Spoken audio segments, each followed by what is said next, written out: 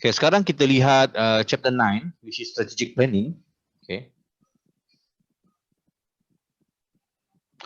What is planning? Planning lagi. So basically, planning is an attempt to manage the future, where what is to be accomplished and how. So in a sense, planning is the process of determining objective and assessing the way this objective can be achieved, can best be achieved. Maksudnya di sini, planning adalah satu proses untuk menentukan, untuk mengetahui, mengenal pasti bagaimanakah satu objektif tadi boleh dicapai dengan terbaik. And this process determines where the organization should be going, why and how. Why and how. Okay.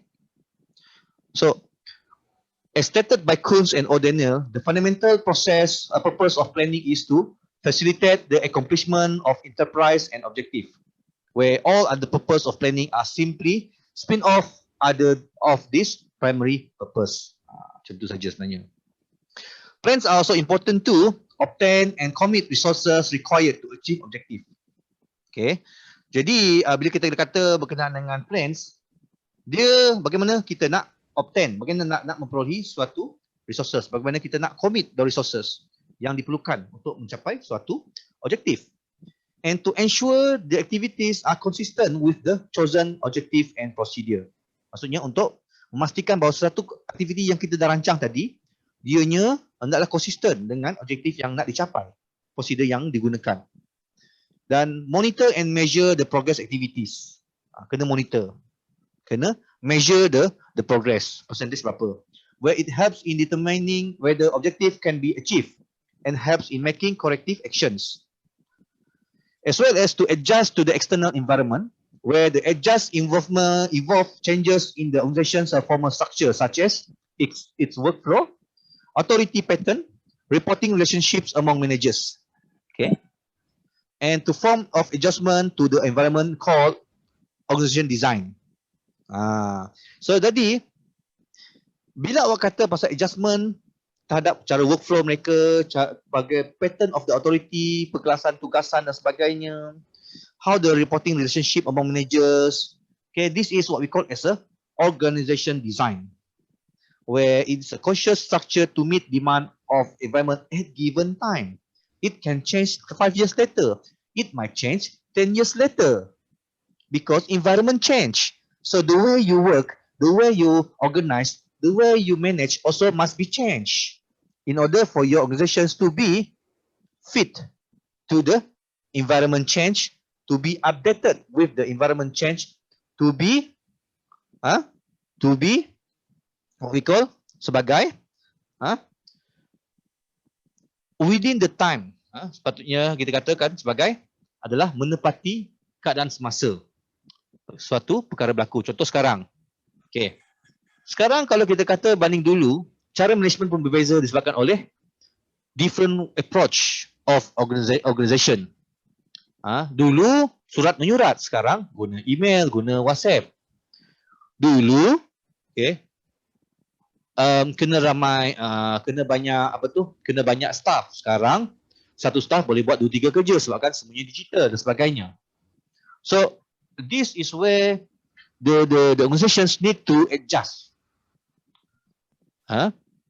Need to revise. Yes. Need to revise. Okay. The procedure that they are doing, is it still obsolete? Is still according to the current time or not? Itu penting. So in selecting objective and programs, managers must consider the feasibility of the objective. Benda ni boleh buat ke tak? Itu penting. Jangan set tapi tak boleh buat. Bahaya. And to acceptable to organization managers and employees. Kena buat review dengan awak punya employee dulu. Staff-staff bawah awak. Then bawa perkara ini ke atas untuk dibincangkan dari peringkat ke peringkat sampai ke peringkat yang paling tinggi. Itu yang penting. Itulah strategic planning. So what are the period of plan? Short term macam annual plan. Every year buat target sales dan sebagainya, achievement sebagainya. Medium term buat 5 tahun. 5 tahun sekali tukar. Long term more than 10 years. Okay, apakah itu planning? So planning can be seen as a process whereby aims, factual evidence, and assumptions are translated by a process of logical argument into appropriate policies which are intended to achieve aim. Okay, itulah dia. So the definition assumes organizations have aims which are clearly stated and have a capacity to gather information and use it in positive way to produce policies.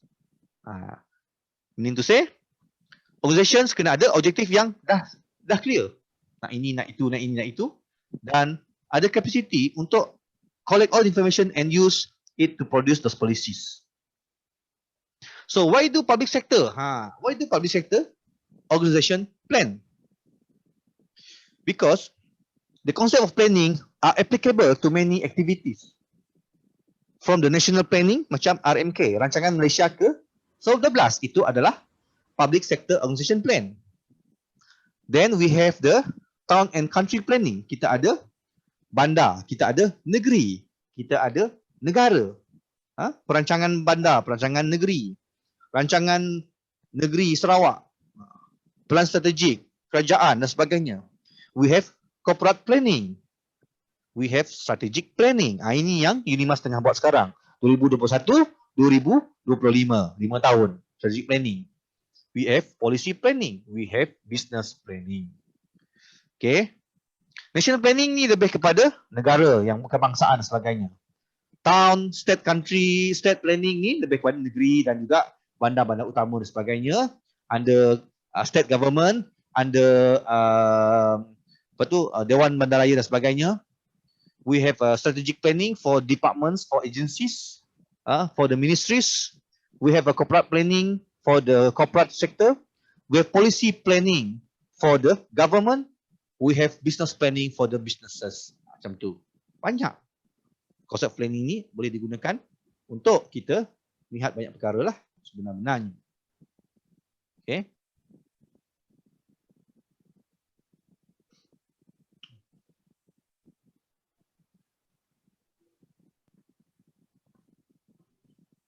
And the outcome of planning is a plan, written document. Okay. Okay. Written document. Okay. That specifies the course of action that the organization will take. There are several types of plans, including strategic, tactical, operational, single use, and standing plan. Maksud di sini, bila kita buat planning, ni adalah satu pelan dokumen untuk bagaimana kita nak laksanakan suatu perkara. SOP lah panggil. How to produce it, everything. Ada. Okay, now kita tengok pada strategic planning. Kita fokus pada strategic planning saja. Sebab untuk public sector, kita buat strategic planning. Every 5 years kena buat. Every 5 years kena buat. Awak masuk kerajaan, awak buat. Saya pun dulu adalah Committee of the Strategic Planning UNIMAS tahun 2015, 2016, 2020. 2021 saya tak join lagi. Saya malas nak join. 2016 dulu saya adalah member of the Strategic Planning UNIMAS. So saya tahu apa yang dibuat. Saya tahu apa yang berlaku sebenarnya. Okay. Even before saya ajar subjek ini, saya dah buat strategic planning dan sebagainya. Saya buat antara tim yang buat strategic planning untuk Mardi tahun 2011, 2016 dulu. Kita buat juga. Banyak kita buat dulu. Okay, now kita lihat ini. So strategic planning represent part of strategic management, where it is a process of analyzing the opportunities and threats in the marketplace, building the strength and correcting the weaknesses within the firm. Pernah dengar benda ni? Kita lihat strength, kita tengok weaknesses, kita lihat opportunities, kita lihat threat. Apa itu? SWOT analysis.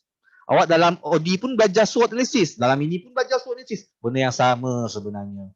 Cuma OD adalah corporate planning, corporate development. Public sector strategic planning. Lain. So strategic planning also includes tasks of defining the mission, setting objective, and crafting a strategy. Together, they constitute a strategic plan. Therefore, the strategic plan may be viewed as a framework for strategic decision making. Siapa ini? Nelson Mandela cakap, have a core principle where everything else is just your tactics. Prinsip kena ada. Itu objektif. Dalam diri awak kena ada prinsip. Prinsip awak sendiri, pegang prinsip itu. Tactics awak untuk laksanakan dia, itu yang berubah. Tapi you still keep hold on your principle. Okay, so untuk organisasi, you must keep hold on your objective, but how to execute it is your tactics, your plans, your way to execute it and so on. So, what is definition of strategic plan? It is a tool that provides guidance in fulfilling a mission with maximum efficiency and impact. Okay. So, we go into deep what is the strategic planning. So, it is an organization's process of defining its strategy or direction and making decisions on allocating its resources to pursue the strategy. Jadi, awak buat strategi, betul? You buat strategi, okay? You buat direction dia dan kena buat keputusan how to execute, how to do the strategy.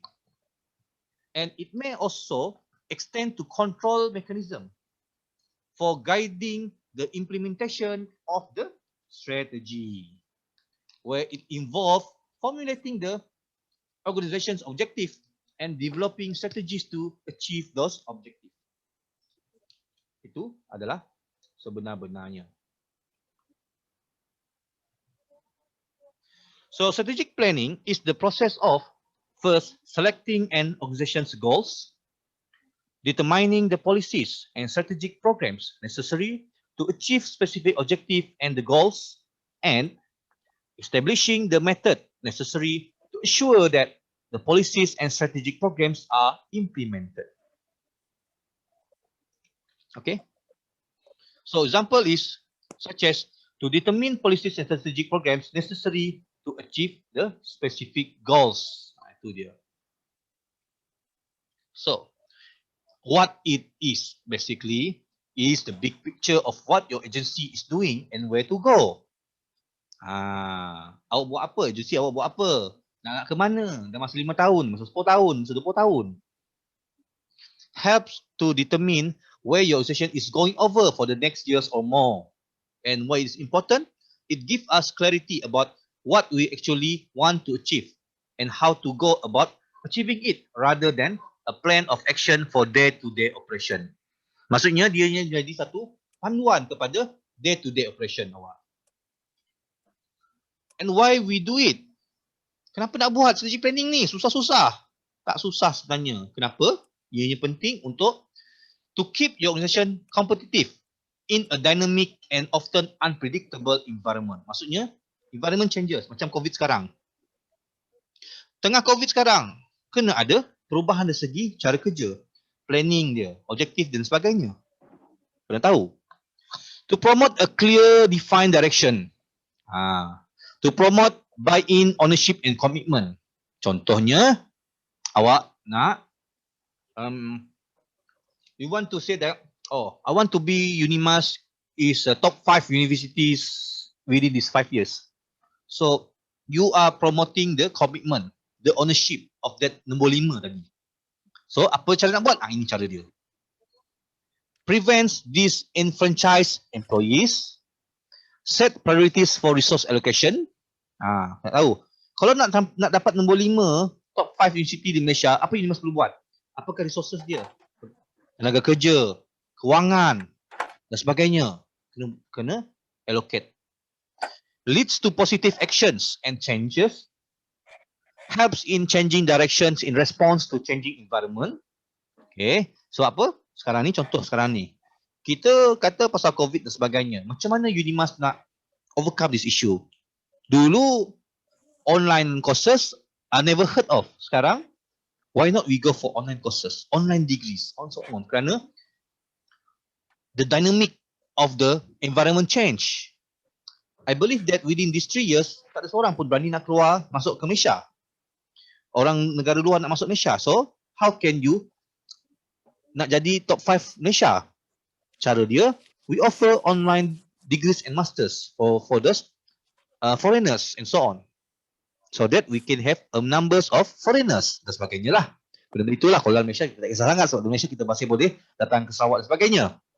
Tapi kalau luar negara itu adalah satu kebanggaan yang tinggi. Okay, sebab macam sekarang kita tak ada permohonan daripada negara luar untuk jadi student NIMAS. Itu perkara yang agak membimbangkan kerana ianya mempengaruhi kita punya ranking sebenarnya. So what you do? Online courses, these are the things lah yang kita kena fikir sebenarnya. And then can accelerate the growth of the positions and promotes innovation and creativity. Innovation. Online classes are new innovations for now. Promotes communication and team building as well. To expand the data and intuition as well as to bring external factors to light.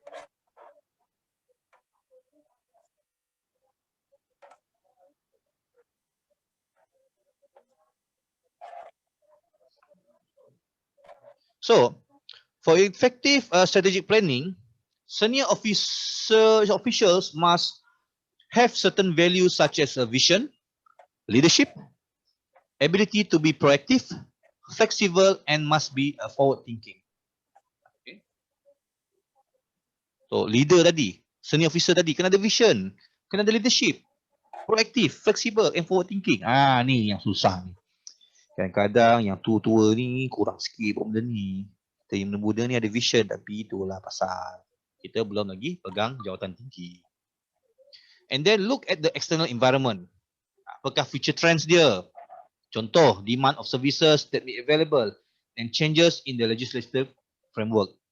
Dulu, never heard of online classes semua ini apa semua. So, sekarang bila terpaksa buat, so legislatif kena tukar. Dikira waktu jam belajar dan sebagainya untuk awak graduate. So, kena lihat benda ni lah. And then, to develop the strategies where to make appropriate policy and choices and implement them in order that the organization is able to meet the needs or demands of the environment. Jadi apakah komponen strategic planning? Kena ada vision. Vision is developing a clear understanding of what you prefer future of the organization. And then mission, to develop a sound statement about why you exist. The existence and the existence of this one, a nice statement. Kata-kata yang agak meyakinkan. And the core value and belief where describe behaviors and ideas that are important or to your organizations. Apakah core value yang ada? Nilai-nilai utama yang ada dalam organisasi. And then the strategic issues. This is the issues that create a gap between the ideal and reality and the operation plans. How you are going to achieve your vision. So apakah strategic plan dia? Where is your agency in the development right now? Yang sekarang ini, apakah kedudukan dia sekarang? Assess your current situation. Then you need to assess the internal and external environment by using SWOT analysis. Kena buat itu. Untuk tahu kedudukan sekarang, bukan yang kemudian yang sekarang. Untuk awak rancang masa depan. So, in SWOT analysis, the strategic planners use techniques such as SWOT analysis to involve analysis of internal strength and weaknesses of the organizations and the opportunities and threats to the organizations. So what is the idea of SWOT analysis? Where to improve the organization's performance by eliminating weaknesses and develop strengths, and to maximize opportunities by avoiding threat or by turning them into the opportunities. Apa cara dia? SWOT analysis, saya rasa awak tahu. Apa strength awak, then weaknesses, dan kena jujur lah. Kemudian kena lihat apakah opportunity yang awak lihat. Jadi setiap unit, setiap department, setiap sektor akan lihat apakah opportunity yang ada. Okay. Kemudian apakah threats yang akan wujud. This could be your future weaknesses. Kena buat. Macam ni lah. Lebih kurang yang 4 macam ni. Kena buat. Okay, example dia. Ni example dia. Kena buat. Daripada unit, section, department kepada organisation. Kena buat semua ni.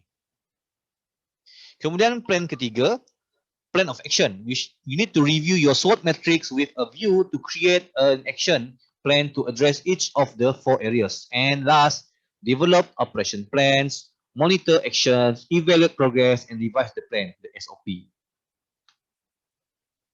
So, ada 5 stages of the strategic planning where Argenti identifies. First is the stage 1 where target setting. You must target your objective. Objective must be clarified and target must be set. Number 2, you must do some gap analysis where compare performance on current strategies with the target that you identify in the stage 1. Stage 3, strategic appraisal on the internal and external environment where you need to identify competitive advantage. With new info, targets will be redefined. Stage 4, strategic formulation. Options are generated and evaluated against targets and internal and external environment. Then a decision is taken on which strategy to pursue. Okay. The last one will be your strategy implementation, where action plans and budgets are drawn, okay, and monitoring and control mechanism will be put in place. So 5 ni saja steps dia. Jadi strategic planning techniques are useful for public sector managers in planning for future direction. So in competitive tendering of local authorities, contoh dia, private sector organizations competes with private sector organizations for contracts to provide certain services. Therefore, the use of strategic planning are used to identify all those strengths, weaknesses, threat opportunities in order for these public sector organizations able to compete with the private sector. Macam itulah. Jadi, apakah planning cycle dia? Contoh, the first one, we do the initial guidance. What are the priorities and resources that we have? Then we do the appraisal. Okay, so semua department, semua unit akan buat feasibility and try to fit the overall objective. Kemudian buatlah 3-year plan lah contoh. Kemudian buat for every 3 years tadi ada buat 1 year dia based on the 3-year plan. Kemudian monitor dan lihat ada tak perubahan. Then go back dan check balik. These are the cycles. Okay. For the 3 years kena tengok dan kena review dia punya performance. Jadi apakah konsep, goals and objective dalam strategic planning? So concept of a strategy is what the questions would all people ask about what is the strategy and are the actions consistent with the strategy. Jadi strategi dia apa? Dan adakah yang dia lakukan tadi konsisten atau tidak? Itu yang banyak orang tanya. Yang banyak ditanyalah, okay? Jadi as a concept, so strategic planning will provide basic framework for their forms of planning.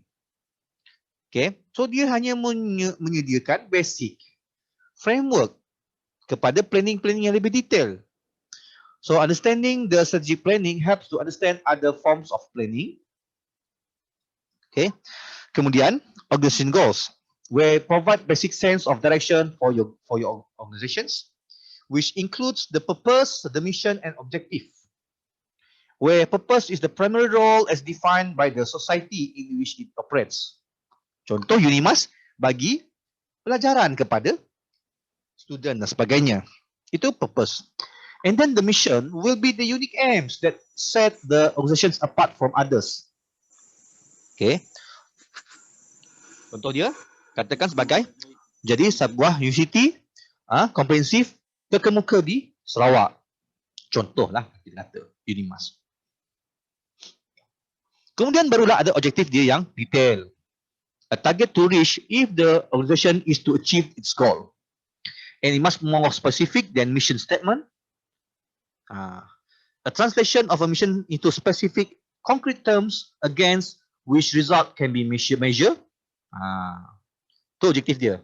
Kata in research, in Borneo studies, kena expert semua ni, top in research of Borneo, in Borneo, top in what blah blah blah. University of choice for those who want to study about Borneo. Macam tu lah lebih kurang, itulah objektif. Kemudian kita lihat strategi. Lepas ada objektif barulah boleh buat strategi. Jadi apakah itu strategi? Is a broad program for achieving the objective and implementing the mission. Where program can be identified as an active conscious and rational role played by managers in formulating the organization strategy, where the strategy is the pattern of the organization's response to its environment over time. Strategy links humans and other resources with challenges and risks posed by external factors, where it helps to create unified directions, guide deployment of resources, and it is actively formulating a strategy is called strategic planning. So itulah buat strategi itulah apa tu strategic planning sebenarnya. Jadi, dah kita bincang banyak pasal apa ciri-ciri strategic planning tadi. Sekarang kita tengok apa itu strategic planning. Deals with fundamental or basic questions like what business are we in and what business we ought to be in. Are we in ni yang sekarang, current, and what business we ought to be in future. Who are our customer and who should we deal with? Provide a framework for detailed planning and for day-to-day managerial decisions where involve longer framework than other types of planning. Macam 5 tahun, 10 tahun. Selalunya kita buat planning, selalunya year planning, yearly planning, annual planning. Itu yang kita tak nak. Kita perlukan annual planning tapi it must be based on strategic planning. And provide a coherent and momentum to an organization's action and decision over time, where it involves a top management. So assess info necessary for all aspects of the organizations and the commitment from top management necessary to generate commitment at lower level. Jadi, apakah formal strategic planning process? The first one is the goal formulation, where it is a responsibility for top managers or upper level people where they need to review and understand the organization purpose. Bukan kuli buat, ini orang-orang atas buat. Dia yang tahu apa purpose organization dan sebagainya. They need to define the organization mission. They need to establish objective. So the managers must know the purpose and mission before deciding the objective. Okay. Kemudian kita lihat goal formulation. So we have to look into the values of managers. Manager value affect the goal chosen. Where the value involves social and ethical issues or neutral area like kind of product or services. Where managers influenced by the aesthetic values, example, seeking improvement in design and so on. These are the value manager where the value manager will lead to the goal formulations and it will define the organization's objective and establish the objective as well. Jadi, manager yang penting. Nampak? Manager yang buat semua ni. So kalau value manager tu bagus, they really know about what they're doing and so on. They understand the aspiration of the object of the organization and so on. They know exactly what to go. They know how to assess the environment and so on. They know exactly what to formulate for their goals within 5 to 10 years. They don't tahu. Okay. And steps 2 will be the identification of current objective and strategies, where to see similarities between new mission and objective, okay, and also the old mission and also the old objective. Kemudian nombor 3, kita buat environmental analysis. You dah buat 1 dan 2 tadi, tak guna kalau tak buat nombor 3. So apa nombor 3 tu yang penting? Find ways how changes in an organization, economic, social or culture and political environment can indirectly influence the organization. So direct influence will comes when these factors act on the organization's market, industry, suppliers, competitors, or key resources and skills. So strategic anticipations of environmental groups to the implementation of the strategy and predicting response of competitors, customers, or governmental agencies to a new strategy. Okay. Kemudian resource analysis, we look into goals and existing strategy, which will become the framework for resource analysis. And ini penting to identify the organization's competitive advantage and disadvantages. Okay. So some questions can be thrown out, can be thrown into the discussion. What are we doing better or worse than anyone else? If we are not doing better, we are doing poor, why? So, And what do we do well or poorly? Itu bukan. So what are we doing better? Kita jangan kira, oh kita buat apa yang bagus tak? Ini tak bagus, saya buat tak. We must, what are we doing better than everyone else? Worse than everyone else? How to improve it? Better, how to make it as our advantages. Itu penting. So Hoffer and Schendel identify 4 steps in analyzing the resources. The first one, the profile, skills and resources in financial, physical, organization and human, and also the technology. Kena tengok financial, kena tengok manusia dia, kena tengok teknologi dia. Kemudian, determine key success requirement of market in which the organization competes or might compete. Compare resource profiles to key success requirement, where to determine major strengths and weaknesses, and compare organization strengths and weaknesses with those of competitor, where to identify whether resources and skills are sufficient to compete. Yang kelima pula, to identify the strategies, opportunities and threats using the SWOT analysis. So, banyak benda lah kena lihat. Where opportunities and threats can come from many factors such as, contoh reliability. Selalu saya tengok ni, changes in market situation will offer new opportunities. But technological change will be a threat. Macam sekarang COVID-19, market berubah kepada online. It's a new opportunity. Tapi kalau untuk company yang tak pandai IT, it's a threat. Where the conventional business will be slowing down. Jadi mereka tak tahu macam mana nak take the opportunity itu tadi. So company yang ada IT know-how, they can take the opportunities to be in front of others. Nombor 6, determination of extent of strategic changes required. So after resources and environment have been analyzed, it's possible to forecast the results of existing strategy. Then managers will decide to modify or change the strategy of its implementation, and decision to modify or change depends on the performance gap. So what is performance gap? It refers to the difference between the objective established in the goal formulating process and the result likely to be achieved. Jadi apakah dia? Beza dia tadi. Establish objektif yang dah dibuat tadi, okay, dapat tak dibuat? Result dapat tak laksanakan? Kalau tak dapat, apa gap dia? Apa kekangan yang berlaku? Apakah limitasi yang berlaku sebenarnya? Itulah performance gap. And how to be resolved. Itu penting. Sebab tu, the moment we do our objective, kita lihat sama objektif tadi, kena tak dengan perubahan yang berlaku di persekitaran. Dan pada masa sama, kita lihat juga kapasiti yang kita ada. Dari segi staff, dari segi equipment, dari segi finance. Mampu ke tidak? Kalau mampu di-upgrade, apakah gap dia tadi? Kena lihat gap tu. Apa yang perlu ditambah baik? More staff ataupun staff dengan teknik dengan kamera tertentu, ataupun kita nak teknologi tertentu masuk. Automation dan sebagainya. Benda ni lah kita lihat sebagai performance gap.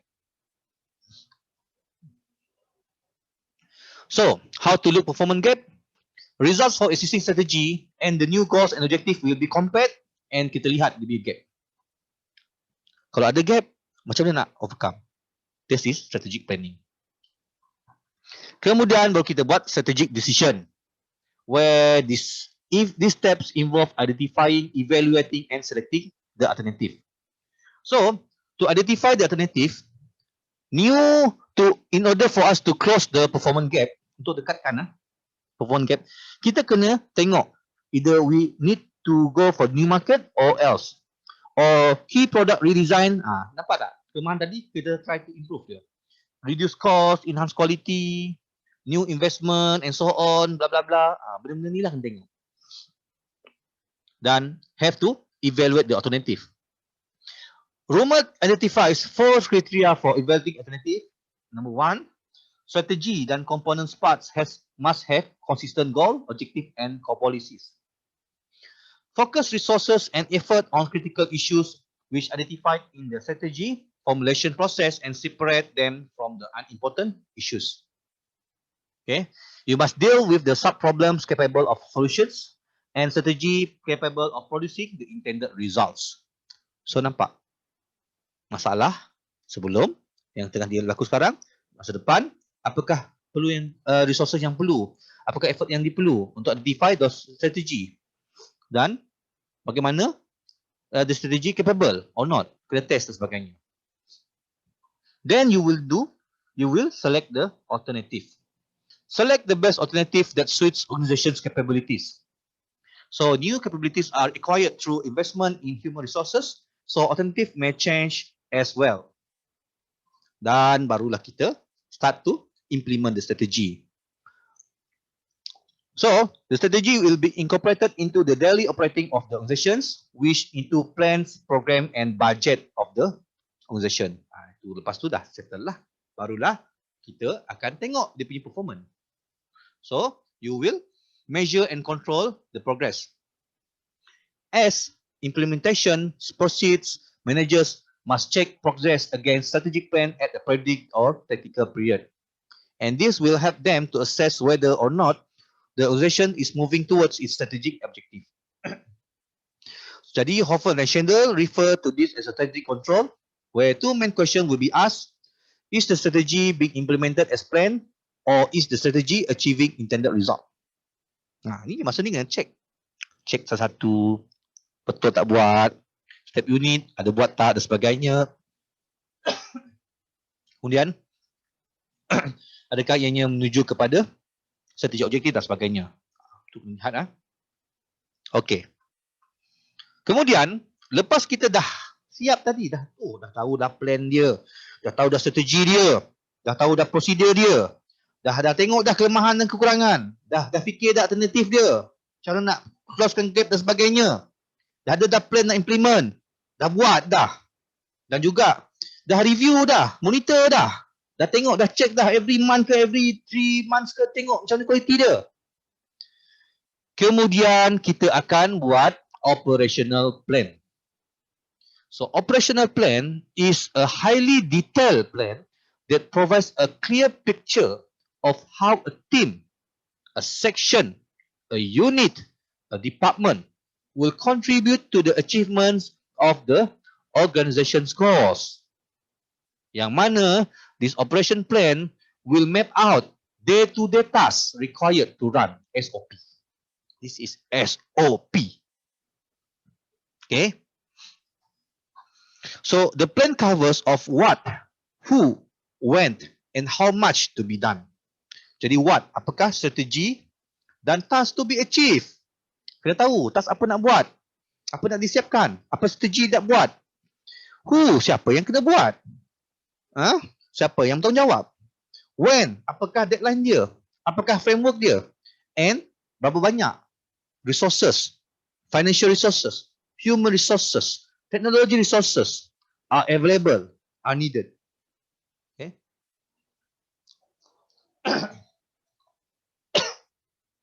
So, plans are arranged in a hierarchy paralleling the organization structures where it will serve to function, is a means to achieve the objective set in the plan in the next highest level, and to provide the objective for plans at the next lowest level. Nampak? Achieve dan provide plan. Achieve objective in the plan for the next highest level and provide the objective for the next low level. Benda itu saya dia kena parallel for those low and high level. Okay. So lower level will do the OP to achieve objective for the high level, where higher level will provide objective for B to do. Dia macam itulah. A will give to B, B buat untuk achieve objektif yang diset oleh A dan sebagainya. Itulah operational plan. So kena ada target, kena ada KPI dan sebagainya. Jadi operation plans will detail out how strategic plan, okay, can be achieved and translate the broad of objective in the strategic plan into day-to-day decisions and action of the members. Kena ingat, strategic plan is designed to meet objective of the organizations where it is to implement its mission of the strategic planning tadi. Itulah OP tadi.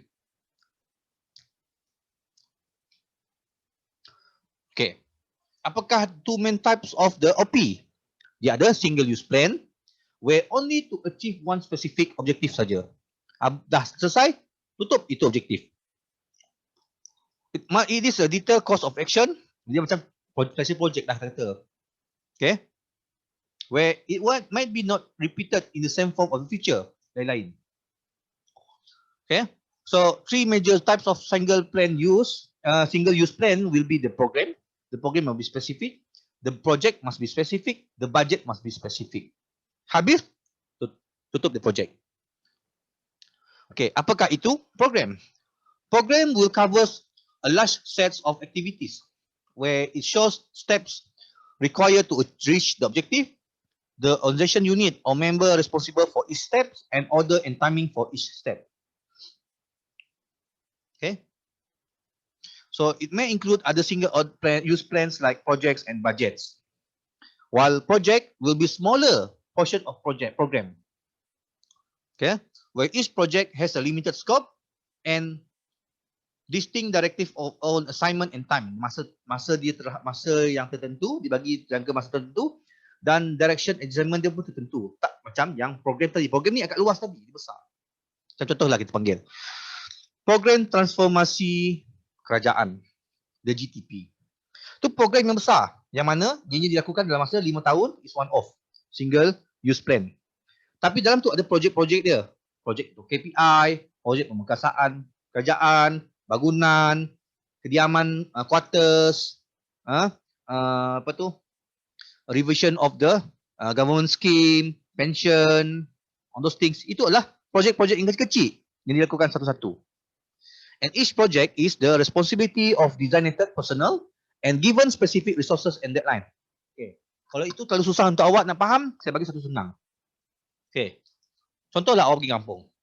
Okay. Kerajaan, Kementerian Pertanian mengumumkan program bantuan petani miskin. Okay. COVID-19 punya program. Contoh. So, dalam projek tadi ada yang petani kan banyak. Ada yang tanam padi, ada yang tanam getah, sawit, sayur, macam-macam lah. Buah, ada yang ternak ayam, ikan, lembu. Lepas tu ada yang, macam-macam lah. Bela menatang, bela ni apa semua kan. Kolam ikan, kolam udang. Jadi, program dia jelas. Program bantuan petani COVID-19. Tapi projek dia mungkin kecil. Projek dia mungkin ada projek untuk buat marketing online. Ada projek untuk bantuan one-off. Ada projek untuk geran infrastruktur. Ada projek untuk pembungkusan. Ada projek dan sebagainya. Itu adalah projek yang kecil-kecil. Yang skop dia kecil berbanding yang program tadi besar. Okay. Kemudian, direction dia pun lain. Kalau untuk petani, padi, dia bagi untuk orang tanam padi je. Dia tak bagi untuk orang yang tanam getah, tanam apa semua. Dia distinct directive dia. Limited scope dia. Lain. Contohlah. Kemudian baru budget. It's a statement of financial resources set aside for specific activities in a given period. Could be in a program, could be in a project. It will devise to control the organization's activities where important components of programs and objectives and projects.